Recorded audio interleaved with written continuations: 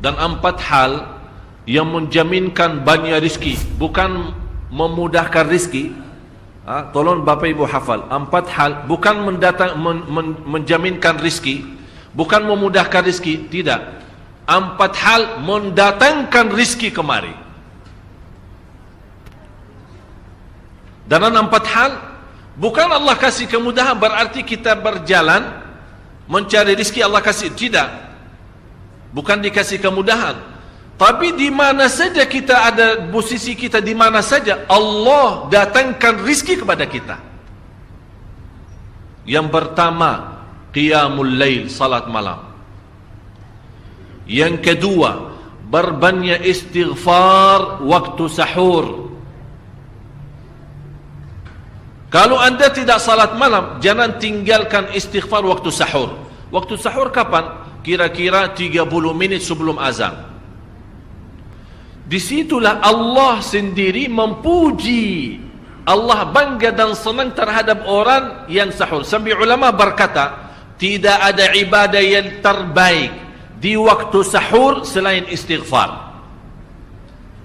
Jadi boleh baca Quran, boleh salat malam, boleh zikir, boleh apapun, tapi yang terbaik istighfar.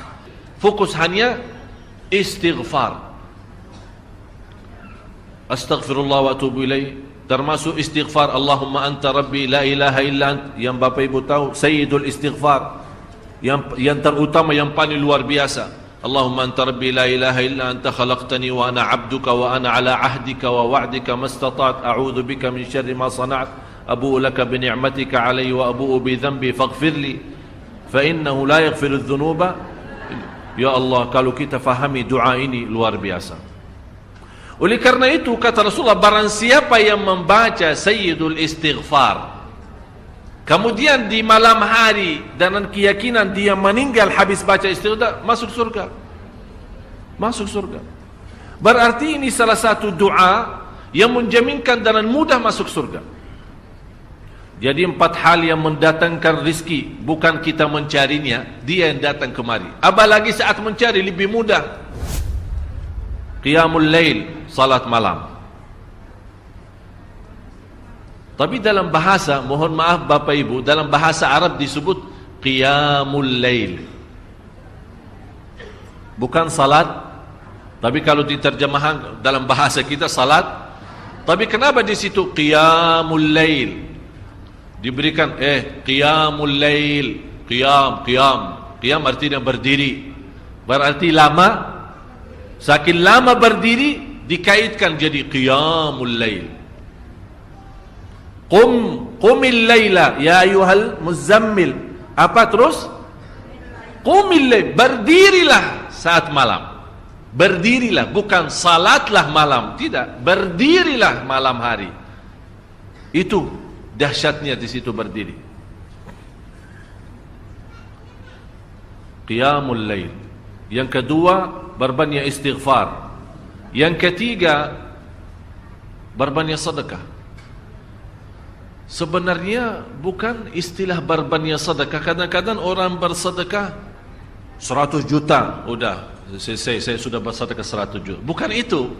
Bukan yang dimaksud berbanyak sedekah itu dari sisi uang itu banyak atau sedikit, bukan.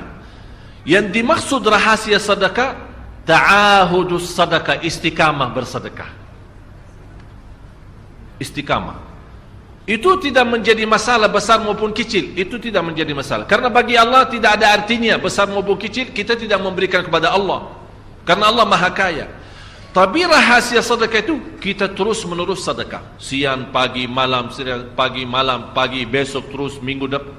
Tidak pernah berhenti. Setiap ada kesempatan selalu kita membawa sedekah. Itu namanya ta'ahudus sedekah. Ta'ahud kalau dalam bahasa sebuah janjian. Seolah-olah kita ada kontrak kerjasama antara diri dengan apa? Dengan sedekah. Itu kata ta'ahud, ahad, berjanjian. Saya berjanji. Seolah-olah ada berjanjian antara kita dengan sedekah. Jadi tidak boleh terlepas dari berjanjian. Seolah-olah kita menghormati berjanjian. Bagaimana menghormati? Kita terus kerjasama. Kita beri, Allah ganti berkah sedekah. Kita beri lagi, Allah ganti masih terus. Kita beri, masih Allah terus ganti. Itulah dahsyatnya sedekah. Jadi Bapak Ibu, jangan nunggu hari tertentu, bulan tertentu, malam tertentu kita bersedekah. Jangan.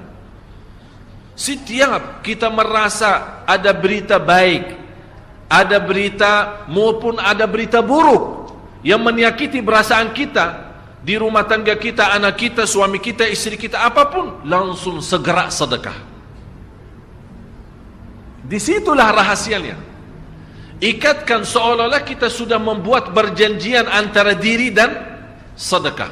Dalam segala hal, hal senang maupun hal tidak, hal bahagia maupun hal sedih, hal bangga maupun hal lagi menghadapi kesusahan, kesulitan, selalu sehat dan sakit. Terus yang keempat, zikir, berzikir pagi hari dan sore hari. Berzikir pagi hari dan sore hari. Ini 4 hal Bapak Ibu. Berdiri malam hari, itu yang namanya tahajud, banjanya atau lamanya berdiri. Berbanyak istighfar waktu sahur. Yang ketiga, berbanyak sedekah. Sudah Bapak Ibu mengerti, jadi istilah berbanyak sedekah bukan artinya harus banyak dari jumlah hitungannya, tidak. Yang keempat adalah berzikir di pagi hari maupun petang hari. Amman huwa qanitun ana al-laili sajidan wa qa'ima. Sajidan wa qa'ima. Jadi Bapak Ibu, saat kita berdiri lama, walaupun baca satu ayat, diulangi berkali-kali, walaupun baca surah pendek, tapi diulangi berkali-kali, tidak menjadi masalah. Bapak Ibu hanya hafal qulhu. Qulhu dibaca 3 kali, pahalanya seperti baca Al-Quran 30 juz. Ada seorang salih mengajak kawannya, sudah mendekati subuh, ayo bangun salat malam dan baca sepertiga Al-Quran. Langsung orang itu menjawab, bagaimana saya baca, sebentar lagi muazan. Bacalah qul huwallahu ahad. Salat malam dan qul huwallahu ahad. Jadi Bapak Ibu, yang saya harap, jangan susah fikir, ya Allah saya mau baca apaan. Tak usah susah fikir. Baca dan nikmati, yang penting nikmati bacaan. Walaupun qul huwallahu ahad setiap hari. Kalau kita pusing baca, Allah tidak akan pusing mendengar. Malah Allah paling senang mendengar bisikan bacaan dan bisikan doa kita malam hari. Allah paling senang mendengar bisikan doa munajat kita malam hari. Itu luar biasa.